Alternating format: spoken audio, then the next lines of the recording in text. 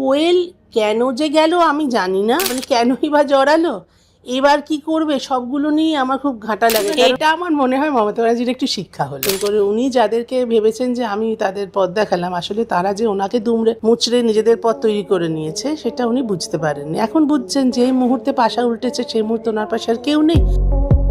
কোয়েল মল্লিকের মান সম্মান নষ্ট করেছে তার বাবা রঞ্জিত মল্লিক। এবার বিস্ফোরক মন্তব্য করেছেন টেলিভিশনের জ্যেষ্ঠ অভিনেত্রী মানসী সিনহা।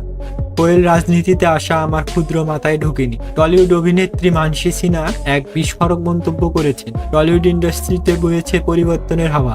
রাজ্যের রাজনীতিতে ক্ষমতার রদবদল নিয়ে যখন চারিদিকে চর্চা তুঙ্গে, তখন টলিপাড়ার অন্যতম স্পষ্ট বক্তায় অভিনেত্রী মানসী সিনহার একটি সাক্ষাৎকার সোশ্যাল মিডিয়ায় আলোড়ন তৈরি করেছে। বিশেষ করে জনপ্রিয় অভিনেত্রী কোয়েল মল্লিককে নিয়ে তার বক্তব্য এখন আলোচনার কেন্দ্র হয়ে দাঁড়িয়েছে।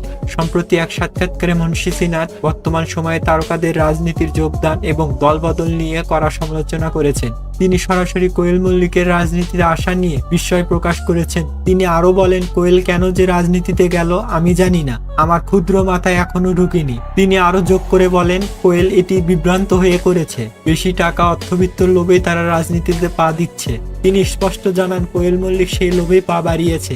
ভয় পেয়ে বা কাজ হারানোর আশঙ্কায় নিজের মেরুদণ্ড বিক্রি করে তারা রাজনীতিতে নেমেছে। মানসী সিনহা আরো বলেন, যারা গতকাল পর্যন্ত শাসক দলের ছত্রছায়া থেকে সুবিধা নিয়েছে এবং আজ ক্ষমতা পরিবর্তনের সাথে সাথে 180 ডিগ্রি ঘুরে দলের নিন্দা করছে, কোয়েল মল্লিকের মতো প্রথম সারির নায়িকা রাজনীতিতে আসা এবং তার বাবার ভূমিকায় যে দাবিগুলি সামাজিক যোগাযোগ মাধ্যমে ছড়িয়ে পড়েছে, সে প্রেক্ষিতে মানসী সিনহার এই মন্তব্য এখন সামাজিক যোগাযোগ মাধ্যমে ঝড়ের গতিতে ভাইরাল হয়েছে। ভিউয়ার্স, ভিডিওটি ভালো লাগলে অবশ্যই লাইক, কমেন্ট, সাবস্ক্রাইব করে আমাদের পাশে থাকবেন। ভিডিওটি দেখার জন্য ধন্যবাদ।